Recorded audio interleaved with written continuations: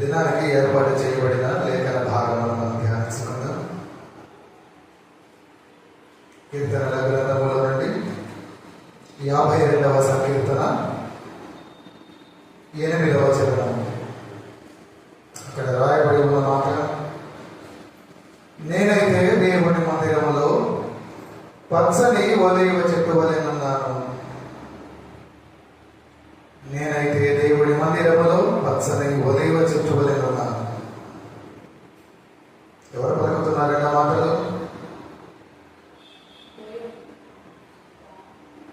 దావీదు పలుకుతూ ఉన్నాడు. చూసినప్పుడు కేవలం దావీదు మటుకే కాదు, కానీ మనకు అక్కడ ఇంకొక పాత్ర లేదా ఇంకొక వ్యక్తి, ఇంకొక క్యారెక్టర్ కూడా మనకు కనబడుతూ ఉన్నారు. ఒక మాట, ఒక వ్యక్తిని గురించి ఆ మాటలు మనకు తెలియపరుస్తూ దావీదు పలుకుతున్న మాట చూడండి. ఆ ప్రారంభంలో ఉంటుంది, ఏదోమీయుడైనటువంటి దోయేగు, ఏదోమీయుడైనటువంటి దోయేగును గురించిన మాటలు దావీదు తెలియపరుస్తూ ఉన్నాడు. దావీదు అహీమెలెకు ఇంటికి వచ్చి నాడు చెప్పినప్పుడు దావీదు రచించినటువంటి దైవ ధ్యానం ఈ కీర్తన. అందుకే ఆయన పలుకుతున్నాడు దోయేగును గురించి. దోయేగుడు ఎటువంటి వాడు అంటే, దోయేగు దుష్టుడు, అతను సారీలు కొట్టువాడు. ఇంకా చెప్పాలంటే సౌలు యొక్క సేవకులలో అతను ప్రధానమైన వాడిగా.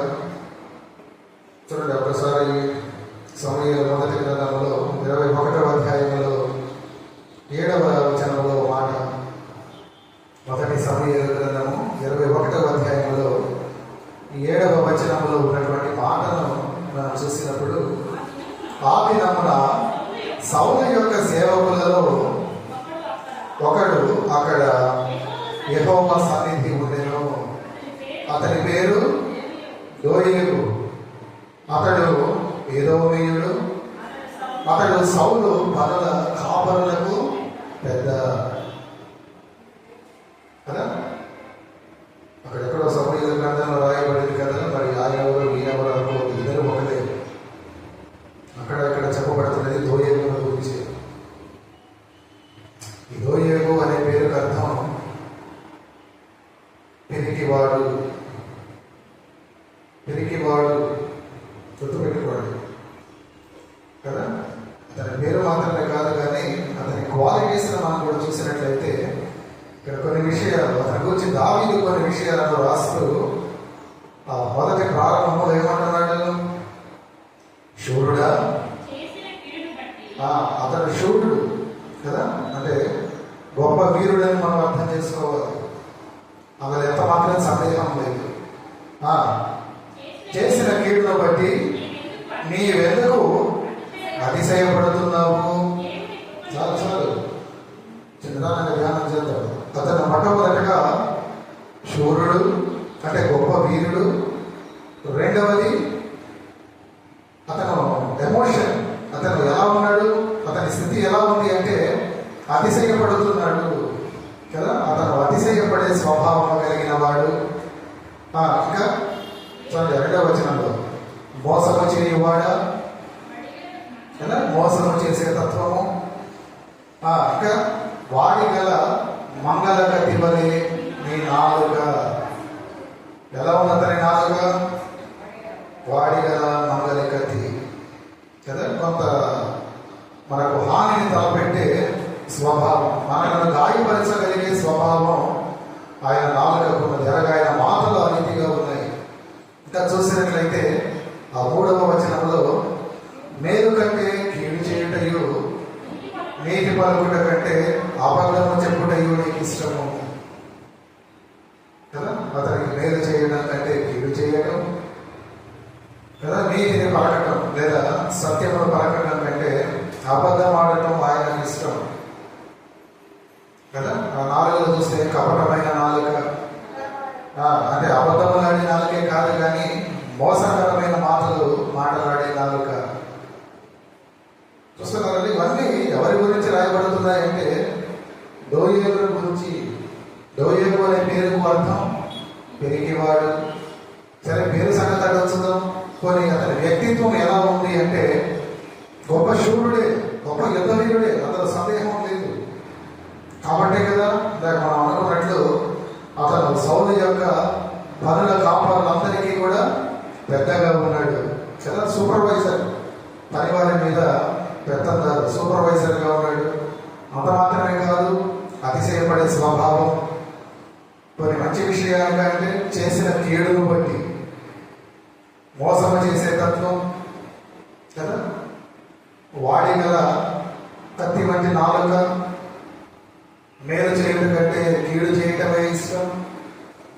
కపటము చేసే నాలుక, అబద్ధమాడే నాలుక, ఇంత చేసి ఇటువంటి క్వాలిటీస్ ఉన్నందుకు చూడండి 5వ వచనంలో చూస్తే అందుకు ఆయనకు కలిగిన ప్రతిఫలాన్ని కూడా దావీదు భక్తుడు పలుకుతున్నాడు. కావున దేవుడు సదాకాలము నిన్ను అడగగొట్టును, నిన్ను పట్టుకొని ఆయన నీ గుడారముల నుండి నిన్ను వెళ్లగించును, తొలకు సజీవుల దేశములో నుండి నిన్ను నిర్మూలన చేయను. చూస్తున్నారంటే ఒక విధంగా ఇవన్నీ విశ్వాసులకు హెచ్చరికలు. ఎందుకు? ఆయన ఎక్కడ ఉన్నాడు? దేవుని సన్నిధిలో. చూసారా? సమయ పత్రిక 21లో ఆయన ఎక్కడున్నాడని చూసాం. ఆ దినమున సౌలు యొక్క సేవకులలో ఒకడు అక్కడ యెహోవా సన్నిధి ఉండెను కదా, దేవుడి యొక్క సన్నిధిలో ఉన్నాడు. ఇటువంటి దుష్ట గుణములు కలిగిన వాడు ఎక్కడ ఉన్నాడు అంటే దేవుడి సన్నిధిలో ఉన్నాడు. అందుకే దావీదు అన్నాడు, నిన్ను పట్టుకొని ఆయన నీ గుడారములో నుండి నిన్ను పెళ్లగించును కదా. అందరికీ మనకు ఈ మాట మనందరికీ ఒక హెచ్చరిక. నాడు దేవుడి మందిరానికి వస్తున్న నీవు, అందుకే చాలా మందిరాలలో బయట మనం చూస్తూ ఉంటాం. నువ్వు దేవుడి మందిరం వరకు పోకున్నప్పుడు నీ ప్రవర్తన జాగ్రత్తగా చూసుకోవాలి. నువ్వు ఎటువంటి స్థితిలో ఉన్నావు కదా. చూద్దాం. ఈ రీతిగా దేవుడు గుడారములో నుండి అతను పెళ్లగించబడే పరిస్థితిలో, ఇంకా సజీవుల దేశంలో నుండి నిర్మూలన చేయబడే పరిస్థితిలోనికి అతను వచ్చాడు కదా. ఇంత చేసి చూడ అతను ఎవరు, ఏ వంశానికి చెందిన వాడు అంటే ఎదోమీయుడు. ఎదోమీయుడు ఇశ్రాయేలీయులకు బద్ధ శత్రువులు. ఒక మాట మీకు జ్ఞాపకం చేద్దాం. మన ప్రభువు జన్మించిన సమయమున ఆయన ఈడు గల ఆ శిశువులందరినీ కూడా సంహరించమని ఆజ్ఞ జారీ చేసినది ఎవరు? దాన్ని బట్టి అర్థం చేసుకోవచ్చు. అతను ఏదోమీయుడైనా హేరోదు కదా. ఏమాత్రము జాలి దయ కనికరము లేకుండా ఆ నెలలు లేదా వారముల బిడ్డలందరినీ కూడా చంపమని ఆజ్ఞను జారీ చేసిన వాడు. అటువంటి ఎదోమీయుడు, ఆ రీతిగా ఇశ్రాయేలీయులకు బద్ధ శత్రువుగా ఉన్నటువంటి ఎదోమీయుడు ఎలాగో మొత్తానికి సౌలు దగ్గర ఒక ఉన్నతమైన పదవిని పొందాడు కదా. ఆయన పరివారందరికీ, ఆయన దగ్గర ఉన్న కాపురులందరికీ కూడా పెద్దగా ఉండదగిన పదవిని పొందుకున్నాడు కదా. ఈ దోయకు చెప్పవాడు, చొట్ట పనులకు లేదా గొప్ప గొప్ప పనులకు దూరముగా ఉండేవాడు. దేవుడి శిక్ష అతని మీదకు రాబోతుంది. కానీ దావీదు అంటున్నాడు ఆ 8వ వచనంలో మీరు చూస్తే, నేనైతే దేవుడి మందిరములో పచ్చని ఒలివ చెట్టు వలె ఉన్నాను కదా. పచ్చని ఒలివ చెట్టుగా ఉన్నాను. 2 వ్యక్తులు మనకు కనబడుతున్నారు. 2 వ్యక్తులు, 2 వ్యక్తిత్వాలు. ఇద్దరు కూడా దేవుడి సన్నిధిలో ఉన్నవారే. ఒకరు దోయగు, ఒకరు దావీదు. ఒకరు పిరికివాడు, పేరుకు అర్థము పిరికివాడు కదా. కానీ మరొకరు సింహమును సైతము చంపినవారు.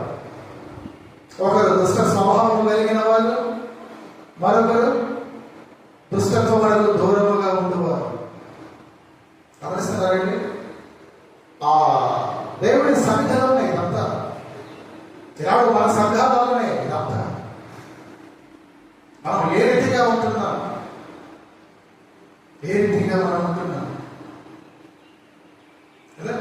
దావీదు మాట్లాడుతూ లోయగోను ఒకడున్నాడు, అతను దేవుడి సన్నిధిలో ఉన్నాడు, అతని స్వభావం ఈ రీతిగా ఉంది, కానీ నేను ఉన్నాను, మా మటుకు నేనైతే దేవుని మందిరంలో పచ్చని ఒలివ చెట్టు వలె ఉన్నాను కదా. ఎందుకు దావీదు పచ్చని ఒలివ చెట్టునే ఎన్నుకున్నాడు? చూసినట్లయితే పరిశుద్ధ గ్రంథంలో ఎన్నో వృక్షాలు, ఎన్నో చెట్లు మనకు ప్రస్తావన చేయబడ్డాయి. ఎన్నో చెట్లు ఇందాక మనం చదివిన ఉత్తర ప్రజల రీతిగా చదివిన లేఖన భాగంలో కూడా 92వ సంకీర్తనలో నీతిమంతులు ఎలా ఉన్నారు? ఖర్జూర వృక్షము వలె. లెబానోన్ అనేది ఏమున్నాయి? దేవదారు చెట్లు. మన ప్రభువు శపించినది లేదంటే ఆయన తినాలని ఆశపడినది ఏ చెట్టు పండు? ఖర్జూరపు చెట్టు పండు. పరమగీతంలో మనకు ప్రస్తావన చేయబడిన చెట్టు ఏది? జలదరు వృక్షము, ఆపిల్ ట్రీ కదా. ఇంకా ప్రభువు తనను ఏ వృక్షముతో లేదు ఏ చెట్టుతో పోల్చుకున్నాడు? ద్రాక్ష చెట్టుతో. మరి ఇన్ని రకాల చెట్లు కదా, ఇన్ని రకాల చెట్లు ఉన్నప్పుడు ఈ దావీదు ఎందుకు ఒలివ వృక్షం అని ఎంచుకున్నాడు? వాస్తవానికి ఈ ఒలివ వృక్షం అని మినహాయిస్తే ఈ ఖర్జూరపు చెట్టు లేదా సరళ వృక్షము కానీ, ఆ జలద వృక్షము కానీ, దేవదారు వృక్షము కానీ, ఇంకా సింధూర వృక్షము, ఎగ్జాక్ట్లీ మస్తకి వృక్షము, ఇవన్నీ కూడా ఎంతో బలిష్టంగా, చాలా పొడవుగా, చాలా ఏపుగా పెరిగేవి. కానీ వాటన్నిటిని విడిచిపెట్టి దావీదు ఎందుకు ఈ ఒలివ చెట్టుని ఎన్నుకున్నాడు? ఎందుకు ఆ ఒలివ చెట్టు వలె ఉన్నాను అని పలుకుతూ ఉన్నాడు?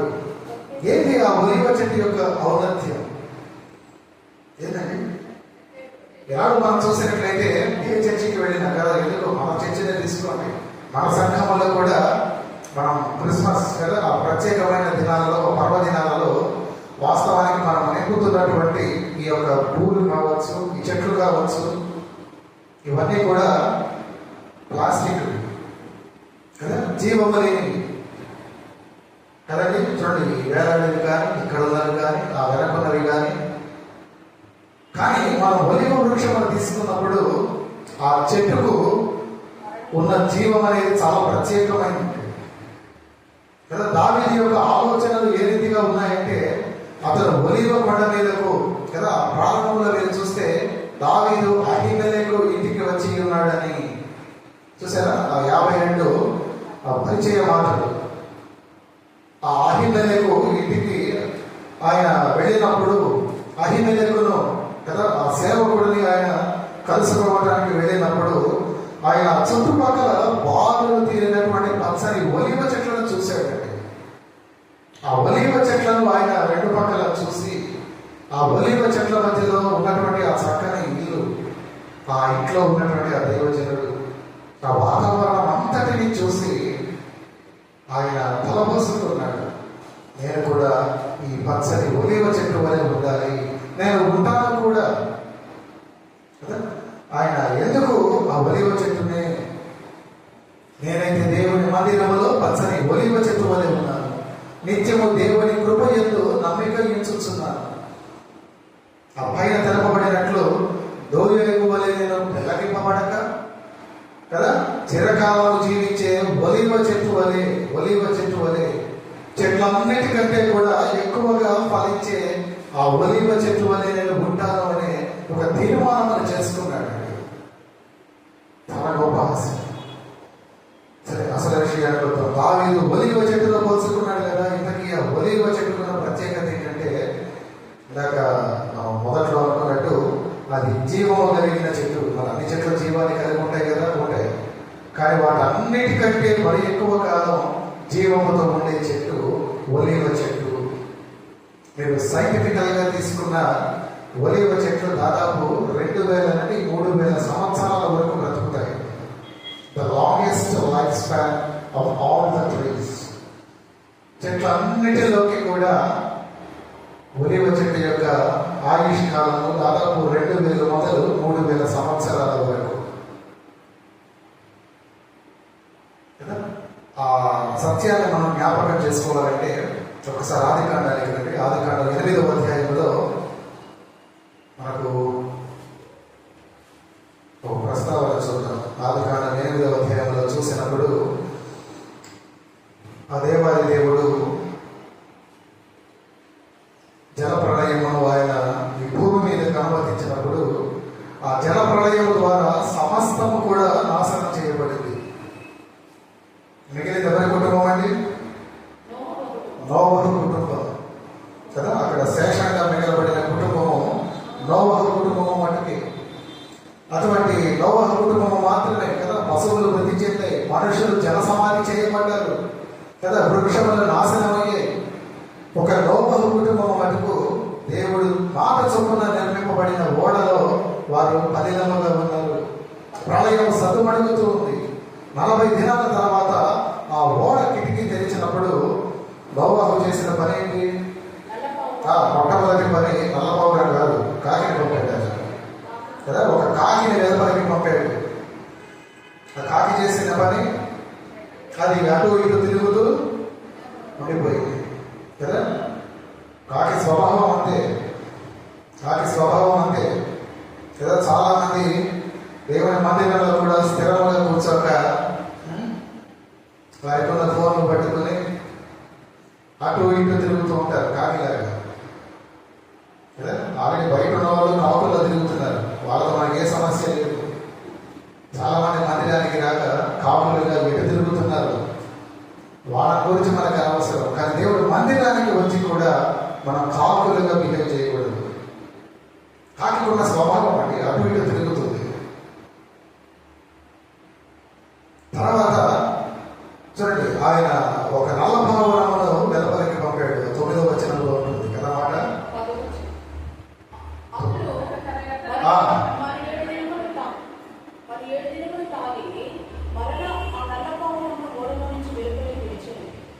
అది 2వ మాట. ఆల్రెడీ మొదటిసారి 8వ వచనంలో ఉంటుంది. ఆ నల్ల పావురమును ఆయన విడిచిపెడతాడు.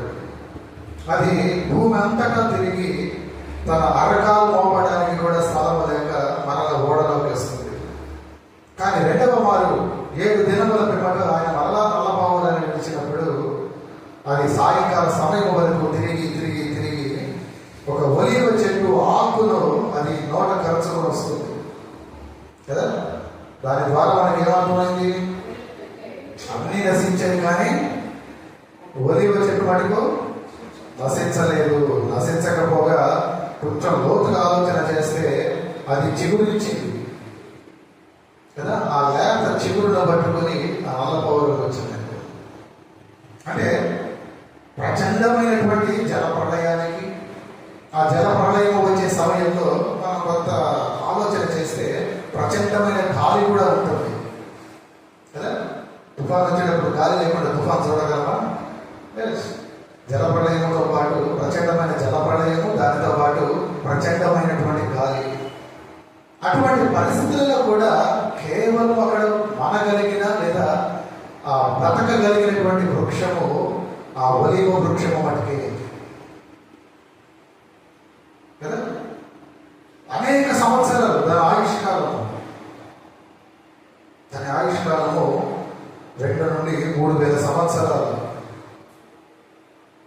చూద్దాం ఎందుకు అది ఆ రీతిగా నిలబడగలదు, ఎందుకు ఆ రీతిగా అది నిలబడగలదు అంటే ఒలీవ చెట్టును మనం గమనించినప్పుడు, ఆ చెట్టును మనం చూసినప్పుడు అది కఠినమైనటువంటి రాతి నేలలో దాని వేళ్లను పోనిచ్చి అది పెరుగుతుందండి. కఠినమైన రాతి నేలలో ఇప్పుడు రావి అంటున్నాడు, నేను ఒలీవ చెట్టు వలె ఉంటాను అన్న మాటను బట్టి మనం ఆలోచన చేస్తే, నేను దేవుని సహవాసములో నా వేళ్లను లోతుగా పోనిచ్చి ఉన్నాను కనుక నేను ఖచ్చితంగా పచ్చగా ఉంటాను.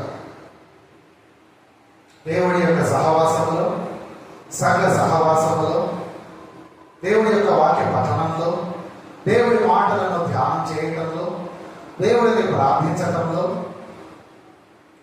కదా, దైవ సంబంధమైన కార్యాలలో నేను క్రమముగా పాల్గొనటంలో, వీటన్నిటిని నేను చేసే విధానం బట్టి ఆ ఒలీవ చెట్టు వల్ల నేను పచ్చగా ఉంటాను. కారణం, నేను వాటన్నిటిలో నేను వేడిలోకి వెళ్ళిపోయాను. అంటే ఒక లోతైన అనుభవంలోకి నేను వెళుతున్నాను.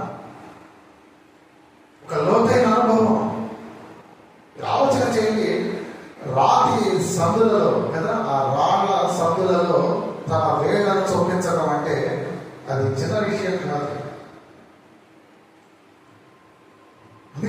ఒలీవ చెట్లు అంత బలముగా ఉంటాయి, అంత శ్రేష్టముగా అవి పెరుగుతూ ఉంటాయి.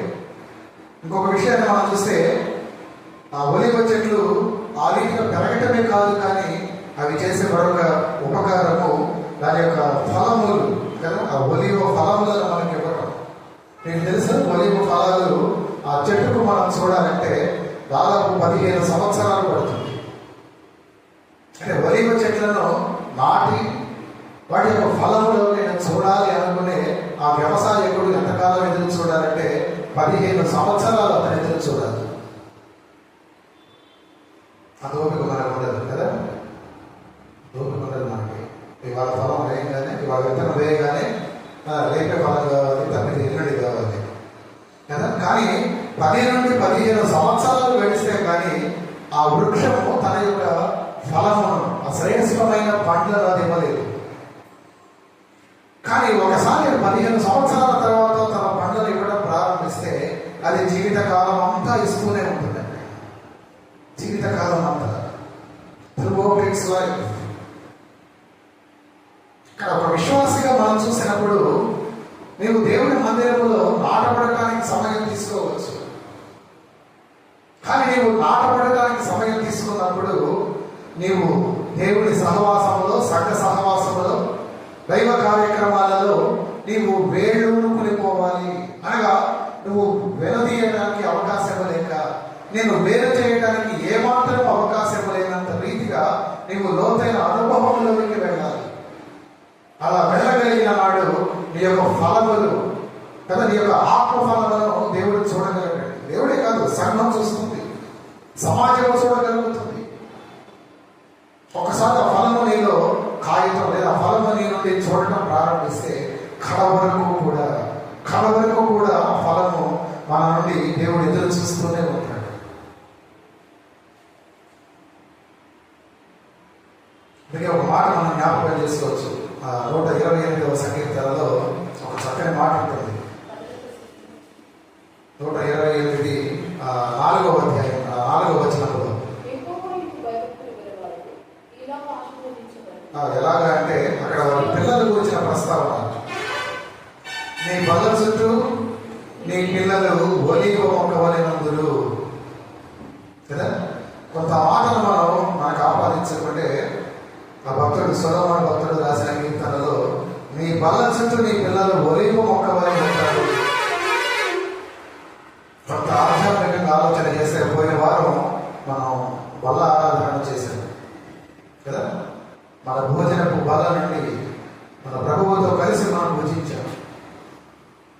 ఇప్పుడు ఆయన అంటాడు, నీ బల్ల చుట్టూ, భోజనపు బల్ల చుట్టూ నీ పిల్లలు ఒలీవ మొక్కల వలె ఉండాలి. ఆ రీతిగా వారు ఉండాలి అంటే ఆ రీతిగా వారిని నీవు పెంచాలి. అలా పెంచాలి అంటే మొదటగా నీకు భయభక్తులు ఉండాలి. చూడండి, ఆ కింద వచనంలో కూడా అదే ఉంటుంది. మొదట ఒక కుటుంబంలో ఉన్న మనము, తల్లిదండ్రులుగా ఉన్న మనము దేవుని భయభక్తులు కలిగి ఉంటే మన బిడ్డలను ఆ రీతిగా భక్తిలో, దేవుని భయములో వారు లోతైన అనుభవములకి వెళ్ళేలాగా నీవు పెంచగలవట. మాటకు అర్థమని భోజనపు బల్ల చుట్టూ ఒలీవ మొక్కల వలె, అనగా వారు ఎప్పటికీ కూడా ఆ బల్ల నుండి, ఆ సహవాసము నుండి, ప్రభు సహవాసము నుండి, సంఘ సహవాసము నుండి వారు వేరు చేయడానికి వీలు లేనంతగా వారు వేరులోకి వెళ్ళిపోతారు. అనగా వారు నాటపడతారు, స్థిరముగా వారు నాటపడతారు. ఆ రీతిగా మనము వారిని నాటబడినప్పుడు, ఆ రీతిగా వారిని చూసినప్పుడు కదా, బాలుడు నడవలసిన త్రోవలను వారికి మనం నేర్పినప్పుడు వాడు పెద్దవాడైనా తొలగిపోడు. బిడ్డల ఆ రీతిగా నీవు పెంచగలిగిన నాడు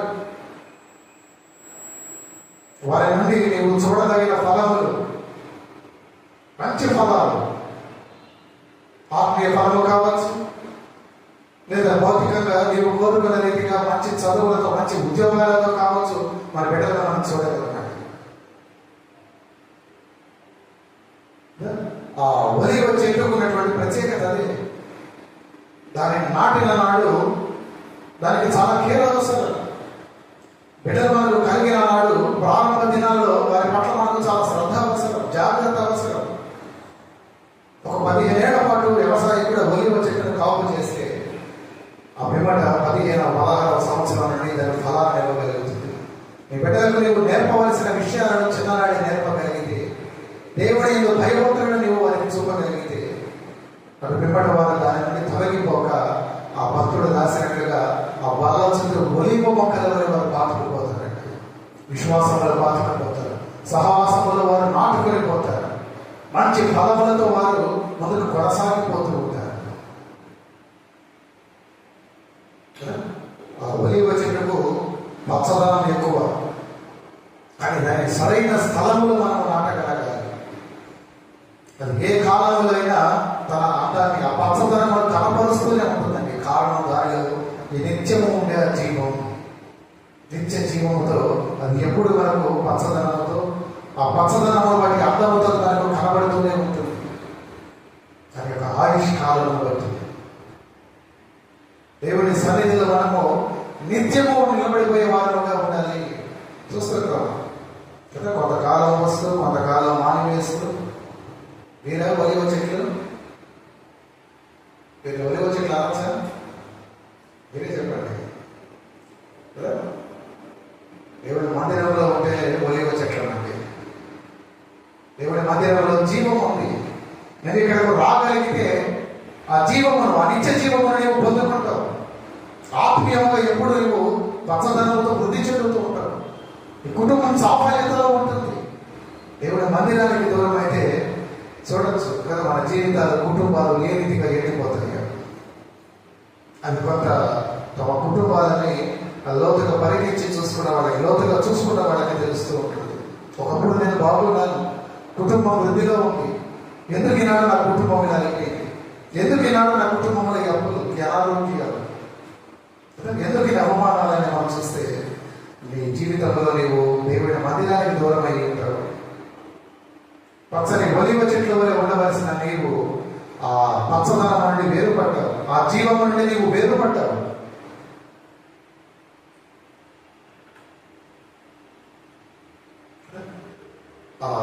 దాని యొక్క ఆయుష్ కాలంలో బట్టి, నిత్య జీవముతో చక్కని అందముతో అది కనబడే విధానం బట్టి ఆ భక్తుడు అంటున్నాడు, నేను దేవుడి మందిరంలో పచ్చని ఒలివ చెట్టు వలె ఉన్నాను. నేను దోయేపులాగా లేను. దోయేపుడు నాకు అదే వ్యత్యాసం. ఆయనలో ఉన్నవి నాలో లేవు, ఆయనలో లేనివి నాలో ఉన్నాయి. ఏంటంటే దోయేపులో ఉన్నవి కపటం ఉంది. ఆ కపటం అంటే మోసమే. మోసము చేసే నాలుగు ఉంది, ఆ మోసము చేసే స్వభావం ఉంది, అబద్ధం ఆడే నాలుగు ఉంది కదా. మేలు కంటే కీడు చేయటాన్ని ఇష్టపడతాడు. అది దావీదుకు దోయేపుకున్న వ్యత్యాసం. చాలా విషయాలు ఉన్నాయి. అటువంటి గుణములు కలిగిన వారు దేవుడి మందిరంలో ఉండలేరు. ఎంతనో దేవుడి మందిరానికి రాలేక కదా ఎన్నో ఎన్నో ఎన్నో సాకులు చెబుతుంటారు. వారందరూ దోయేపు వంటి వారే. వారు రాకపోవడం కాదు, దేవుడి వారిని నిర్మూలన చేసేదనిపిస్తున్నారు. కానీ ఆ గుణాలు నీలో మార్చుకోగలిగితే దేవుడు ఖచ్చితంగా నీకు ఆయన మందిరంలోకి వచ్చిన అవకాశం ఇస్తాడు. ఆడు మనం దోయేపులా ఉన్నామా, దావీదులా ఉన్నామా?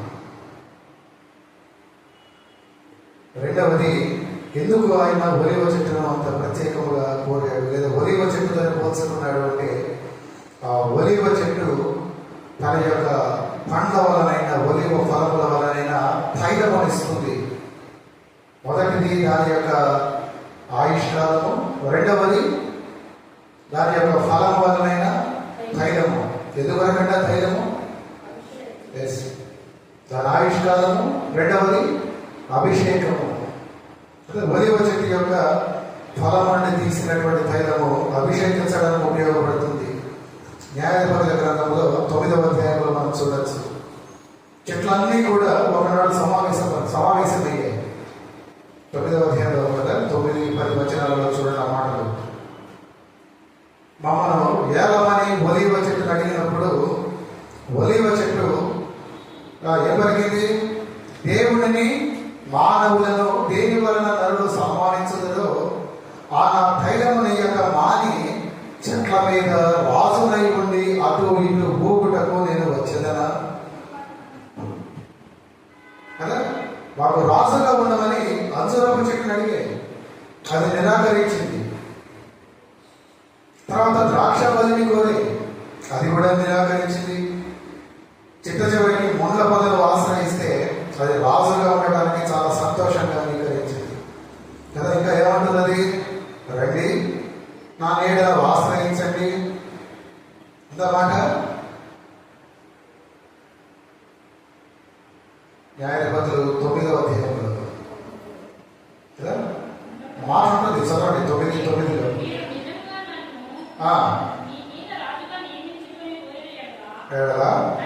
రండి నా నీడను ఆశ్రయించండి.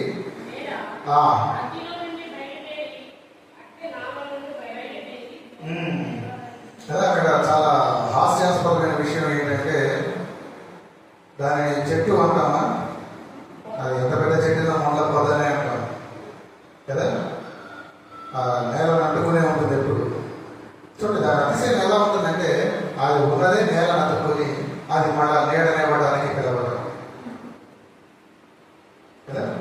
సరే, అన్నిటికంటే ముందు ఆ ఒలివ చెట్టు దగ్గరకు వెళ్ళే, అయితే అది పలికిన మాట దేవుడిని మానవులను దేని వలన నరులు సన్మానించదులో ఆ తైలముని యొక్క మానే చెట్ల మీద ఏలికనై ఉండి అటు ఇటు పోగాల వద్దు, నాకు అవసరం లేదు. ఖచ్చితంగా చెప్పింది మాట కదా. ఒక మాట ఆలోచన చేస్తే, నీకు రాసరికము కావాలా, పరిచర్య కావాలంటే అదేముంది, పరిచర్య నాకు కావాలి కదా. మనకు ఏది అవసరమో ఆ ఒలివ చెట్టు అదే పలుకుతుంది. ఇప్పుడు దావీదు తనను దేంతో పోల్చుకున్నాడు, ఒలివ చెట్టుతో. అంటే ఆయన ఏది కోరుతున్నట్లు, పరిచర్యనే కదా, దేవుడి సేవనే కోరుతున్నాడు. నేను రాజునే, కానీ అది నేను కోరుకుంటే వచ్చింది కాదు. నేను రాజుగా ఉండడంలో పెద్ద సంతోషంగా లేను. నేను ఎల్లకాలము దేవుడి సేవకుడినే కదా. లాగది జీవితంలో మనకు అడుగడుగున కనబడుతున్నది. ఒలివ చెట్టుకు ఆయుష్ ఎక్కువని మనం నేర్చుకున్నాము, కానీ ఒలివ చెట్టులో ఆ తైలముని చూసారా, దాని అభిషేకానికి కూడా మనం వాడుతుంటాం.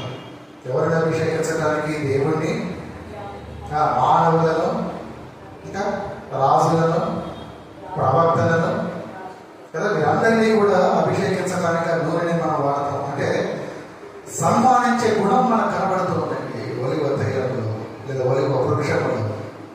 సన్మానించే గుణం కదా, గౌరవించే గుణం. అటువంటి శ్రేష్టమైన గుణమును విడిచిపెట్టి ఆ గుణానికి ప్రతీకగా గుర్తుగా ఉన్న నా తైలమును ఇవ్వకుండా రాజుగా నాకు అవసరం లేదు కదా. ఒక విధంగా చెప్పాలంటే పరిశుద్ధ గ్రంథం అంతటిలో కూడా మొట్టమొదటగా చెప్పబడిన ఉపమానం ఇదేనండి. మనం నవ నిబంధనలో మన ప్రభువు చెప్పిన ఉపమానాలు ఎన్నో విన్నాం, కానీ వాటన్నిటికంటే ప్రప్రథమంగా ఈ బైబిల్లో రాయబడిన మొదటి ఉపమానం ఇది. పరిపాలన వద్దు, పరిచర్య వద్దు. అది పలికిన మాట, ఒలివ చెట్టు పలికిన మాట, నాకు పరిపాలన వద్దు కానీ పరిచర్య నాకు వద్దు కదా. కొన్ని సంవత్సరాల కిందట మన ప్రభుత్వాలు ఒక నినాదాన్ని తీసుకొని వచ్చాయి కుటుంబ నియంత్రణ విషయంలో. ఒకరు వద్దు, ఇద్దరు వద్దు, 3 వద్దు. ఒకరు వద్దు, ఇద్దరు వద్దు, 3 వద్దు. గుర్తులే, ఒకరికి గుర్తుండొచ్చు. అన్నిటిగా ఒలివ చెట్టు అంటున్నది, నాకు పరిపాలన వద్దు, నాకు పరిచర్య కావాలి, నేను దేవుని సేవకే నేను ఉండాలి. ఒక విశ్వాసిగా నువ్వు పరిపాలన గురించి కాదు కానీ పరిచర్య గురించి ఆలోచన చేయాలి.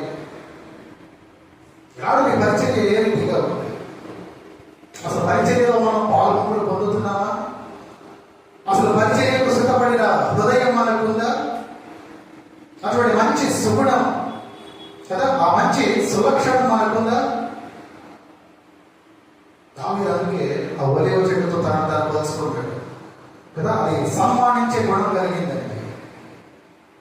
సన్మానించే గుణం కలిగింది కదా. ఈ రీతిగా చూస్తే విశ్వాసులుగా మనం చాలా విషయాలలో చాలా మందిని సన్మానించాలి.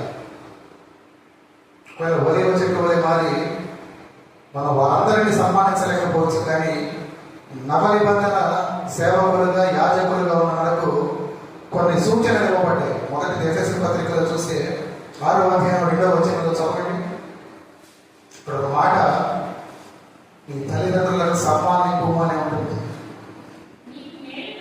నీకు మేలు కలుగునట్లు నీ తండ్రిని నీ తల్లిని సన్మానింపు కదా. తల్లిదండ్రులను మనం సన్మానించాలి అంటే గౌరవించాలి. ఇంకా ఈ తిమోతికి రాసిన మొదటి పత్రికలో చూడండి 5వ అధ్యాయంలో మొదటి తిమోతి 5:13లో చూస్తే 5:3లో నిజముగా అనాథులైన విధవరాండ్రులను సన్మానించాలి. దాని అర్థం మీరు వారిని గౌరవించాలి, అలాగే ఆదరించాలి కదా. అప్పటి కాలానుగుణంగా అనాథులైన విధవరాండ్రులను అని మెన్షన్ చేశారు ఓన్లీ వీడియోస్, కానీ అనాథులైన వారందరినీ సంఘం లేదా విశ్వాసాలుగా మనం ఎప్పుడు ఆదరించాలి, వారిని మనం గౌరవించాలి. చూస్తే ఇక్కడ చాలా మంది ఈసరించుకుంటూ ఉంటారు కదండి. అందరినీ చెప్పదు, కొందరు ఇటువంటి వారిని చూస్తే పాపం ఈసరించుకుంటారు, దూరం పెడతారు. అది కాదు. పేతురు రాసిన మొదటి పత్రికలో కూడా ఆ భక్తుడు తెలియపరుస్తాడు. ఇంకా మనం ఎవరిని సన్మానించాలి? మొదటి పేతురు 2:17లో అందరినీ సన్మానించుడి, సహోదరులను ప్రేమించుడి, దేవుడికి భయపడుడి, రాజును సన్మానించుడి కదా. అందరినీ సన్మానించమంటున్నాడు. మొదటిది పౌలు భక్తుడు తల్లిదండ్రులను సన్మానించమన్నాడు. అలాగే తిమోతికి రాస్తూ అనాథ విధవరాండ్రులను అనగా అనాథలను అభాగ్యులను ఆయన ఆదరించమన్నాడు, గౌరవించమన్నాడు. ఈ భక్తుడు అందరినీ సన్మానించమంటున్నాడు కదా. రాజును సన్మానించమంటున్నాడు. ఎందుకంటే రాజును గౌరవించకపోతే ఏమవుతుంది? మనకేమైనా నష్టమా? వాటికే నష్టమే కదా. మన ముఖ్యమంత్రి గారితో మనం అమర్యాదగా ప్రవర్తిస్తే మనకు అది మంచిదా చెడుదే సందేహం అవకాశం మనకి కదా. రైట్. ఇదే భక్తుడు అదే పత్రికలో 3వ అధ్యాయంలో 7వ వచనంలో అంటాడు చూడండి, ఈ భార్యలను సన్మానించుడి.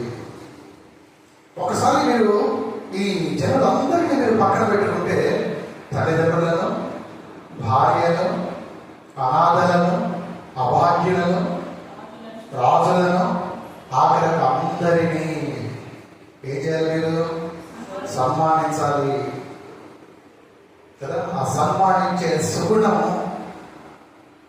విశ్వాసులుగా మనకు ఉండాలండి. ఒలివ చెట్టుకున్న లక్షణం. దేవుడి మందిరంలో వారు ఒలివ చెట్టుతో పోల్చబడ్డారు. దావీదు తనను తాను పోల్చుకున్నాడు, నేనైతే దేవుడి మందిరంలో పచ్చని ఒలివ చెట్టు వలె ఉన్నాను. దేవుడి మందిరంలో మీరు ఒలివ చెట్టుగా మీరు ఉండాలి లేదా ఉంటున్నారు అంటే ఈ రీతిగా మీరు ఈ లక్షణములు అన్నింటినీ కలిగి ఉండాలి. సన్మానించే వారిగా ఉండాలి. సన్మానించడానికి మీరు పిలువబడ్డారండి. అందరినీ మీరు గౌరవించడానికి, మీరు ఎలా పడ్డారో నడుచుకోవడానికి కాదు, అమర్యాదగా అగౌరవంగా మీరు కనబడటానికి కాదు. అందరినీ మీరు వారికి ఆదరించడానికి పిలువబడ్డారు. అనేకులకు మీరు ఆశీర్వాదకరంగా ఉండటానికి పిలువబడ్డారు. మొదటిది తన యొక్క ఆయుష్కాలమును బట్టి, రెండవది తన యొక్క అభిషేకమును బట్టి. అంత మట్టుకే కాదు, కానీ ఎందుకు ఆయన ఒలివ చెట్టుతో తాను పోల్చుకున్నాడంటే ఆ ఒలివ చెట్టుకు ఉన్నటువంటి ఆ సౌందర్యమును బట్టి. హోషేయ గ్రంథానికి రండి. హోషేయ గ్రంథము 14వ అధ్యాయం 6వ వచనం. హోషేయ 14:6లో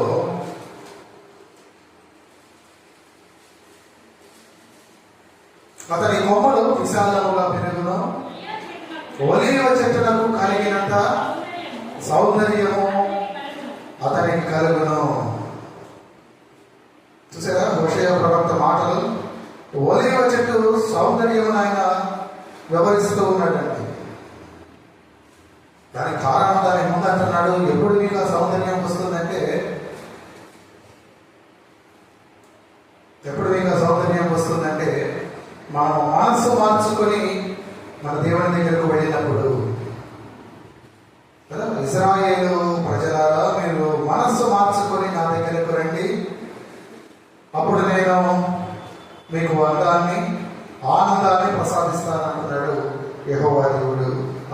దేవుడితో, ఆ ప్రవక్తతో. కారణం వారు అనేక రీతిలో తొలగిపోయారు కదా. వారు ఎంతగా తొలగిపోయారంటే వారి యొక్క స్థితిని బట్టి దేవుడు ఆ ప్రవక్తను ఒకరిని వివాహం చేసుకోమన్నాడు. ఎవరైనా వివాహం చేసుకున్న స్త్రీ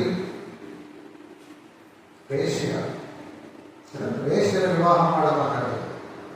ఆ వేశ్య దేవుడి జనులకు సాదృశ్యంగా ఉంది.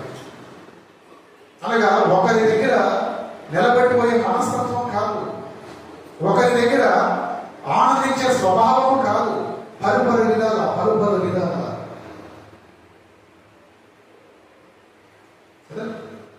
అంటే దేవుడు అంటున్నాడు, నీవు తిరిగి వస్తే నీకు అందం, లేకపోతే అది ఆపోజిట్ ఏంటి?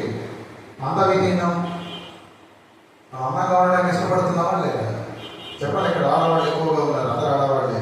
నేను ఇద్దరు తప్పిస్తే ఆడవాళ్ళు అందంగా ఉండడానికి ఇష్టపడతారా, అందవిహీనంగా? అందంగా ఉండటానికి కదా. దేవుడు కూడా అది కేవలం ఆడవాళ్ళనే కాదు, మగవాళ్ళు కూడా కోరుకుంటారు. దేవుడు అంటున్నాడు, మీరు అలా అందంగా ఉండటమే నాకు కావాలి. అయితే మీరు కోరుకున్న సౌందర్యం కాదు, కానీ నేను కోరుకునే సౌందర్యం మీ ఆత్మ సౌందర్యం. దేవుడు అడుగుతున్నాడు. ఎందుకు ఆ ఒలివ వృక్షమును ఆయన కోరుకున్నాడంటే తన యొక్క అందమును బట్టి. ఇంతకీ మీకు ఒక విషయం తెలుసా? ఒలివ చెట్టు అందంగా ఉందని అనుకున్నారా? ఒలివ చెట్టు చూడటానికి పొట్టిగా, కొంత నల్లగా, కొంత లావుగా ఉంటుంది. ఆ మిగిలిన వృక్షాలతో పోలిస్తే దేవదార వృక్షం, ఖర్జూర వృక్షం, ఈ సింధూర వృక్షం, వీటన్నిటితో పోలిస్తే చక్కగా వాటిలాగా నిఠారుగా, ఏపుగా, పొడవుగా కదా, చూడడానికి మంచి బ్రైట్ కలర్తో కాక అది పొట్టిగా ఉంటుంది, కొంత నల్లగా ఉంటుంది, లావుగా కనబడుతుంది. కానీ చూడండి, దేవుడు దానిని ఆ రీతిగా చూడటం లేదు. అని ఏమంటున్నాడు? సౌందర్యంగా నా దృష్టికి నీ కంటికి కనబడవచ్చు, కానీ నా దృష్టికి మటుకు ఒలీవ చెట్టులో సౌందర్యం ఉంది కదా. మానవ నేత్రానికి అది గొప్ప సౌందర్యంగా ఉండేది కాకపోవచ్చు అండి, కానీ దేవుని దృష్టికి, దేవుని నేత్రానికి అది కనబడుతూ ఉంది. అది అందమైనది, ఆనందాన్ని ఇచ్చేదిగా కనబడుతూ ఉంది కదా. దేవుని నేత్రాలకు అది చాలా సొంపుగా కనబడుతూ ఉంది. నిజమే, మానవుడి దృష్టి వేరు, దేవుని దృష్టి వేరు కదా. ఆయన పై రూపమును లక్ష్య పెట్టేవాడు కాదు. అందువరకు మనం చూస్తే ఈ మార్కు సువార్తలో 10వ అధ్యాయంలో మనకు ఒక సందర్భం కనబడుతుంది. మార్కు సువార్త 10వ అధ్యాయంలో 17వ వచనం నుండి కొన్ని మాటలు మనం చూసినప్పుడు అక్కడ మన ప్రభువుకు ఒక వ్యక్తికి మధ్యన జరిగిన సంభాషణ చూసారా? ఆయన బయలుదేరి మార్గమున పోవచ్చుండగా ఆయన ఎదుట సద్పురుషుడని వారసుడు, సద్బోధకుడా, నిత్య జీవమునకు వారసుడగుటకు నేనేమి చేయనని చెప్పాను. యేసు, నన్ను సత్పురుషుడని ఎలా చెప్పుతున్నావు? దేవుడు ఒకడే కానీ మరి ఎవడన్నా సత్పురుషుడు కాదు. నరహత్య చేయవద్దు. మీరు చూస్తే ఆ 20వ వచనంలో అందుకతడు బోధకుడా, బాల్యము నుండి ఇవన్నీ అనుసరించునే ఉంటుంది. యేసు అతని చూచి అతని ప్రేమించి, నీకు ఒకటి కొలవుగా ఉన్నది, నీవు వెళ్ళి నీకు కలిగినవన్నీ అమ్మి పేదలకేమో, పరలోకమందు నీకు ధనము కలుగును, నీవు వచ్చి నన్ను వెంబడించమని చెప్పాను. అతడు మిగుల ఆస్తి గలవాడు కనుక మాటకు చిన్నబుచ్చుకొని, ముఖము చిన్నబుచ్చుకొని దుఃఖపడుచు వెళ్ళిపోయాను కదా. వాస్తవానికి ఆ వ్యక్తిని మనం చూసినప్పుడు ఈ వాజ్ ఎన్ యంగ్స్టర్. అతను ఒక యవనస్తుడు, మంచి యవన బలం ఉంది, యవన వయసులో ఉండి అందమైనది ఉంది. అంత మాత్రమే కాదు, కానీ అతను ఒక అధికారి అని రాయబడి ఉంది. సమాజపు అధికారి, మంచి స్టేటస్ లో ఉన్నాడు. అతని కింద పనివారు ఉన్నారు. అన్నిటిని మించి అతను ఒక ధనవంతుడు కదా. ఈ వరల్డ్ పర్స్పెక్టివ్ లో, లోక సంబంధంగా చూసినప్పుడు అతనికి ఏదైనా పదం ఉందా? అందం ఉంది, ఆరోగ్యం ఉంది, యవనం ఉంది, యవన బలం ఉంది, మంచి అధికారి, ఇంకా మిగుల ఆస్తిపరుడు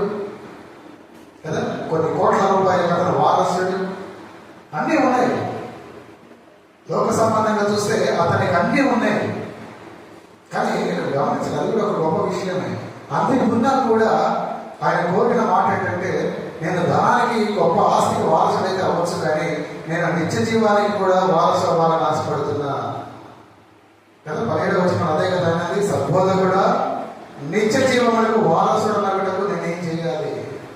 అది కూడా గొప్ప విషయమే. నాకు మనం అనుకున్న ఈ ఆస్పెక్ట్స్ అన్నింటిలో కదా, అందము, చక్కని ఆరోగ్యము, మంచి ఉద్యోగం, మంచి ఆస్తి ఉంటే అక్కడ వాళ్ళు దేవుడు మందిరానికి రమ్మంటే చూద్దాం, వస్తారు ఎక్కడైనా? ఇప్పుడు 100కి 1 ఒకడేమో నాకు తెలిసి కదా. అన్ని అక్కర్లా ఆ 4 విషయాల్లో ఒకటిన్నా చాలు కదా. దేవుడు కొంత ఆ కలర్ ఎక్కువగా వేసి కదా ముక్కని చక్కగా పెడితే వాడిని పట్టుకోవడం కష్టం. అందంగా నాకు దైవం అన్నట్లుగా దేవుడు మందిరానికి రాదు. కానీ ఆయన అన్ని ఉన్న నాకు నిత్య జీవం కూడా అవసరమే అనే విషయాన్ని గ్రహించాడు. చాలా గొప్ప విషయం ఆ యువకుడి విషయంలో. అయితే ఆ యువకుడి విషయంలో మన ప్రభు పలికిన మాట ఏంటి? 21వ వచనంలో చూస్తే, చూచి ప్రేమించి నీకు ఒకటి కొదవగా ఉంది. వాస్తవానికి అతనికి ఏమైనా కొదవ ఉందా? మనం అనుకున్నాం కాసేపు, లేదు, అన్నీ ఉన్నాయి. ఈనాడు నువ్వు దేవుడి మందిరానికి వచ్చి నువ్వు ఏవైతే అడుగుతున్నావో దేవుడు ఆల్రెడీ అన్నిటిని ఆయనకి ఇచ్చేశాడు. మంచి అమ్మాయి ఇచ్చాడు, ఆరోగ్యం ఇచ్చాడు కదా, మంచి అధికారిక పొజిషన్ ఇచ్చాడు, వెల్తీ మ్యాన్గా ధనవంతుడిగా వచ్చాడు. అందుకే మనం వచ్చేది కదా. వాటి అన్ని పొందుకోవాలని మనం వస్తూ ఉన్నాం కదండి. తర్వాత వాటితో పాటు ఆ యవనస్తుడిని కొంత మటుకు మాదిరిగా తీసుకొని నిత్య జీవాన్ని కూడా మీరు కోరుకోండి, తప్పులేదు. ఆ నిత్య జీవాన్ని కోరుకుంటూ వచ్చిన వ్యక్తిని చూసి మన ప్రభువు పలికాడు, నీకు అన్నీ ఉండొచ్చు అబ్బాయి, కానీ ఇంకా నీకు ఒకటి పొదవుగా ఉంది. అంటే దేవుని దృష్టి ఎప్పుడు కూడా మానవ దృష్టికి భిన్నంగా ఉంటుంది. మన కంటికి అన్నీ కనబడినట్లే ఉంటాయి, కానీ కనబడనివి చాలా ఉంటాయి. కానీ దేవుడి నేత్రాలకు సమస్తము కనిపించేది. కారణం, కలిగినదేది కూడా ఆయన లేకుండా కలగలేదు కనుక, ఆయన కుమారుడి వల్ల కలిగాయి కనుక, ఆయన కుమారుడి కొరకు కలిగినది కనుక. దేవుడికి పరిచయం లేనిది, కనబడనిది ఏది లేదండి. చూడండి, ఇప్పుడు అంటున్నాడు, ఆ ఒలివ వృక్షము గొప్ప అందముగా ఉంది నా దృష్టికి, కానీ వాస్తవానికి అది ఎలా ఉన్నా, నీకు నాకు అందవిహీనంగా ఉన్నా దేవుడి దృష్టికి గొప్ప సౌందర్యంతో దేవుడు పోలుస్తున్నాడంటే, నాడు దేవుడు అడిగేది నువ్వు ఎలా ఉన్నావు, పైకి నువ్వు ఎలా ఉన్నావని కాదు, గొప్ప ధనం ఉందా, చక్కటి రూపం ఉందా, అది కాదు. ఆయన కోరుకున్న రీతిగా ఆత్మీయ సౌందర్యం మీద కనపడుతున్నదా లేదా, ఒలివ వృక్షం ఆయన చూసే రీతిగా అందమైన దానిగా కదా. తప్పిపోయిన కుమారుడు కనుక ఇంటికి తిరిగి వస్తే ఆ అపురూపమైనటువంటి ప్రేమను తండ్రి ఏ రీతిగా కనపరిచాడు. తప్పిపోయి లోకములు పట్టుకొని పోయి అంతవిహీనంగా మారిపోయిన నీవు తిరిగి రావాలని వచ్చి ఆ ఒలివ వృక్షం అనేది సౌందర్యముగా నువ్వు నిలబడాలని దేవుడు కోరుతున్నాడు. దావీదన్న మాట, నేనైతే దేవుడి మందిరంలో పచ్చని ఒలివ వృక్షం వలె ఉన్నాను. అంటే నేను ఆయుష్ కాలముతో, అభిషేకముతో, అలాగే చక్కని అందముతో నేను ఉండబోతున్నాను. కారణం, నేను దేవుడి మందిరములో ఉండవలసిన విధానములో ఉన్నాను. నేను దోయవులాగా లేను, నేను ఉండవలసిన రీతిలో ఉన్నాను కనుక నేను ఆ రీతిగా వాటన్నిటిని పొందుకోబోతూ ఉన్నా. ఆ ఒలివ వృక్షం దాన్ని పోల్చుకోవడానికి కారణం అది. దానివల్ల నేనున్నా, నాలో జీవం ఉంది. ఎందుకంటే జీవమైన దేవుడి సంఘంలో నేను ఉన్నాను కనుక. నేను సన్మానించే గుణం కలిగిన వాడును, అందరినీ గౌరవిస్తాను, ఆదరిస్తాను. ఒలివ వృక్షం ఆ రీతిగా సన్మానించడానికే తాను సిద్ధపడినది కనుక, తనిచ్చు ధైర్యమును బట్టి, ఆఖరిది అది అందముగా ఉన్నది కనుక కదా. బంధుశాల నుండి ప్రేమ తండ్రి దగ్గరకు వచ్చినప్పుడు ఆయన చూపిన ప్రేమకు హద్దులు లేవండి.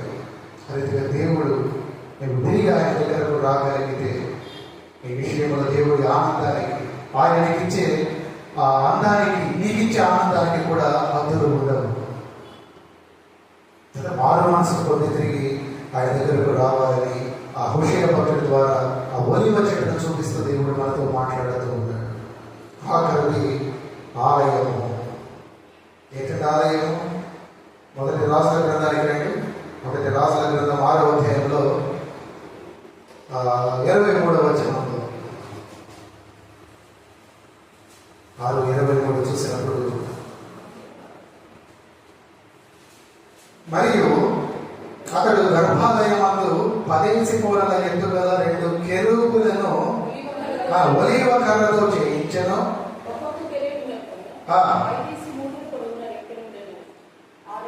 చాలు కదా, ఏం చేయించారండి? 2 కెరూబులు కదా, దేనితో? ఒలీవ కర్రతో. అలాగే 31లో మీరు చూసినట్లయితే గర్భాలయపు ద్వారములకు ఒలీవ కర్రతో తలుపులు చేయించెను కదా. మొదటిది గర్భాలయములో 2 కెరూబులను, అలాగే గర్భాలయపు తలుపులను దేంతో చేశారు? వాడిన మెటీరియల్ ఏంటి? ఒలీవ కర్ర కదా. ఒలీవ కర్రతో మన దేశంలో కూడా చాలా ప్రాముఖ్యంగా, చాలా ప్రధానంగా మనం వాడే కర్ర, మన ఇంటి నిర్మాణంలో ప్రత్యేకించి ద్వారపాదాలు మనం వాడుతుంటాం. ఏ కర్ర? టేకు కదా. అది నిజంగా మన దేశంలో చాలా విలువైన కర్రే. కానీ చూడండి, ఈ టేకు గురించి చెప్పాలంటే అది కేవలం కర్ర కోసమే కదా, దాని కలప కోసమే వాడతాం, కానీ దాని కాయల కోసం కాదు. అయితే ఒలీవ చెట్టు ఈ కర్ర కోసము అలాగే దాని కాయల కోసము కూడా అది వాడబడుతూ ఉంది. ఈ సొలొమోను మహారాజు గొప్ప జ్ఞాని కదా. ఆయన దేవాలయాన్ని తలపెట్టినప్పుడు ఆ గర్భాలయములో, ఆ అతి పరిశుద్ధ స్థలంలో ఆ 2 కెరూబులను, అలాగే ఆ మొదట ప్రధానములో ఉన్న ద్వారమును ఆయన ఈ ఒలీవ కర్రతో చేయించాడండి కదా.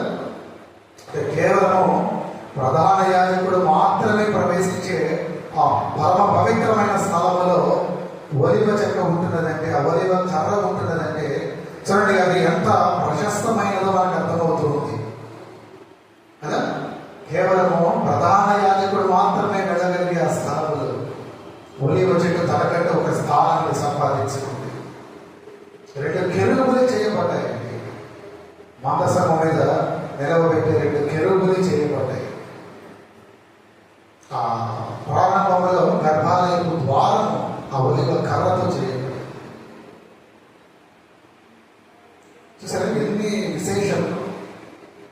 మీరే చూస్తే ఇశ్రాయేలు దేశాన్ని ఏమంటారు? ఎక్కువగా హోలీ ల్యాండ్. ఈ ఆలివ్ ట్రీని, ఒలీవ చెట్టుని హోలీ ట్రీ, దీని తైలమును హోలీ ఆయిల్, దీని కర్రను లేదా దీని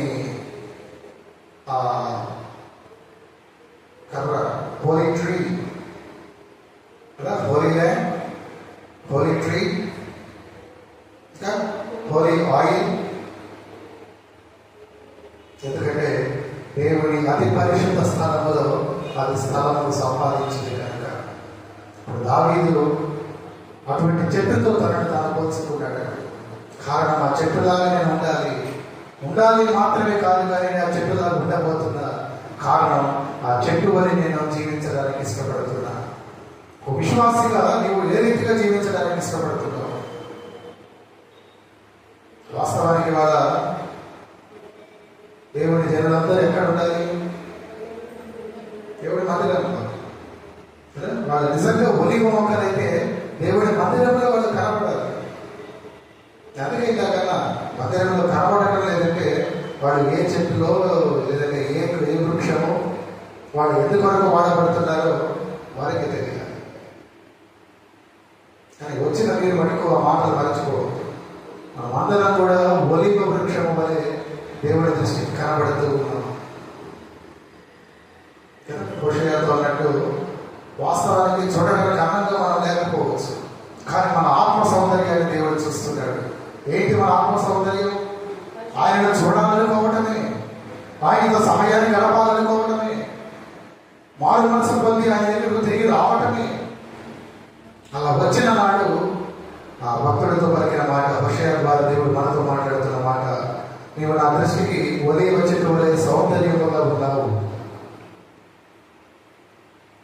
అలా వచ్చిన నిన్ను నా మందిరంలోనే జీవము చేత నేను తృప్తిపరుస్తాను. నిత్య జీవముతో నేను ఉంచుతాను. నిత్య జీవముతోనండి. చూసే కళ్ళకు మీరు కనబడకపోవచ్చు నిత్య జీవము, కానీ దేవుడి దృష్టికి ఇహమందులో పరమందులో మీరు నిత్య జీవముతో కనబడుతూ ఉంటారు. ఇప్పుడు ఆయన మందిరంలో మీరు ఉన్నప్పుడు, ఆయన మందిరంలో మీరు జీవముతో ఉన్నాడు. దేవుడు మీ నుండి ఒక మంచి తైలమును కోరుతున్నాడు, ఈ ఫలమును కోరుతున్నాడు. ఒలీవ ఫలము తైలము తీయబడుతుంది. ఆ తైలము రాజులను ప్రవక్తలను అభిషేకించడానికి వాడబడుతుంది. ఆ రీతిగా మీరు వాడబడతారు. అనేకులకు మీరు ఆశీర్వాదకరముగా మారుతారు. ఆ రీతిగా ఎప్పటికీ దేవుని మందిరంలో ఉంచబడటానికి అది ప్రత్యేకముగా పిలువబడింది, చేయబడింది. లోకము కొరకు కాదండి. అందుకు పౌలుభక్తుడు అన్నట్టు, అందుకు గతించిన కాలం చాలు మనకి. కమీదట మన ముందున్న కాలం అంతా దేవుని మందిరము కొరకే, దేవుని కొరకే కదా. ఆ పరిశుద్ధ ఆ గర్భగుడిలో, దేవాలయములో ఆ కర్ర ఉంచబడింది. ఆ రీతిగా మీరు ఉండటానికి, పరిశుద్ధ స్థలములలో మీరు ఉండటానికి పిలువబడ్డారు. ఆ రీతిగా పిలువబడిన మీరు ఆ రీతిగా ఉండాలి కూడా. ఇక్కడ చూస్తే దానికి అన్ని ప్రత్యేకతలు ఉన్నాయి కనుకనే ఆ ఆలివ్ ఆయిల్ కానీ, ఇజ్రాయెల్ దేశం పెడితే అక్కడ కొన్ని ప్రత్యేకమైన బొమ్మలు కూడా ఉంటాయి, చిన్న చిన్న ఫ్రేమ్స్. చాలా ఖరీదైనది. ఎందుకంటే అది దొరికే స్థలమును బట్టి ఉన్నతమైన స్థలం అనేది ఉంటుంది. తన ఫలములు చూడాలన్నా కొన్ని సంవత్సరాల పాటు మనం ఎదురు చూడాలి. ఇది ప్రత్యేకమైన విశేషమైన గుణాలు ఉన్నాయి కనుకనే ఆ ఒలీవ చెట్టుకు సంబంధించిన ప్రతిదీ కూడా చాలా ఖరీదుగా మనకు కనబడుతూ ఉంటుంది. విశ్వాసం కూడా అంతే, నాకు కూడా అంతే. పేరు పెట్టి పిలవబడిన వారము, మనము వెలకట్టలేని వారము. అదే కదా ప్రభు మనం పిలుస్తున్నమాట. మీరు వెలకట్ చెప్పండి. మీరు విలువ పెట్టి కొనబడిన వారండి. విలువ పెట్టి విలువైన వారు మీరు కనుక మీ విలువను ఎప్పుడు కూడా మీరు తగ్గించుకోవద్దు. ఆ విలువ మీకు దేవుని వలన కలిగింది, దేవుని మందిరంలో ఉంటేనే కలుగుతుంది. మందిరానికి దూరమైన నాడు మన విలువ తగ్గిపోతుంది. ఆ విషయాలు మీరు గుర్తుపెట్టుకోవాలని మీకు ప్రేమతో తెలియజేస్తూ ఈ మాటలను నేను ముగిస్తున్నాను. ప్రార్థించుకుందాం. ప్రార్థనతో ముందర సమయంలోకి మంచుతున్నాను. మా ప్రార్థనలు ఆలకించువాడా, మా ప్రియ పరలోకపు తండ్రి, మీ ఉన్నతమైన శ్రేష్టమైన ఘననామమును బట్టి, మీ పాదబలను బట్టి వందనాలు. ఏ రీతిగానైనా మరి ఉదయం కాలం మొదలు ఇప్పటి వరకు మీ సంఘాలయంలో మీరు మమ్మల్ని సమకూర్చినందుకే మీకే వందనాలు. ప్రాముఖ్యముగానైనా అయ్యా, మేము ఏ చెట్టుతో పోల్చబడిన వారము, ఏ చెట్టు వల్ల మేము ఉండదగిన వారము మీరు మాకు సెలవిచ్చారు. అయ్యా, మీ హృదయానుసారులుగా పిలువబడిన దావీదు తనను తాను ఒలీవ చెట్టుతో పోల్చుకున్నాడు.